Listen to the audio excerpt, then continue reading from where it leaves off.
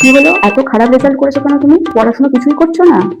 হ্যাঁ ম্যাম, পরের বার থেকে ভালো করে পড়াশোনা করব। আমি যেটুকু পড়িয়ে দিয়ে যাই সেটুকুই করো, এক্সট্রা কিচ্ছু বাড়িতে করো না? স্কুলের যে কাজগুলো ম্যাডামরা দেয় সেইগুলো করো না? ম্যাডাম, আপনি কি দেখছেন ওকে জানি না, ও কিন্তু একদম ভালো রেজাল্ট করতে পারেনি। একটু ভালো করে পড়ান।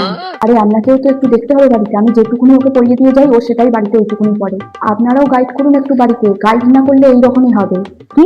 আমরা দেখবো? আমরাই যখন দেখবো তাহলে আপনাকে মাইনে দিয়ে রেখেছি কেন? 3 মাসের মাইনে দেয় না, আবার বড় বড় কথা মাইনে দিয়ে রেখেছি। ফালতু যত সব। কি কিছু বললে? কই না তো। The next day. ম্যাডাম, আমার রেজাল্টটা দেখুন, আমি কত ভালো রেজাল্ট করেছি, এই নিন। হ্যাঁ, বাহ, এবারে তো রেজাল্ট ভালো করেছো।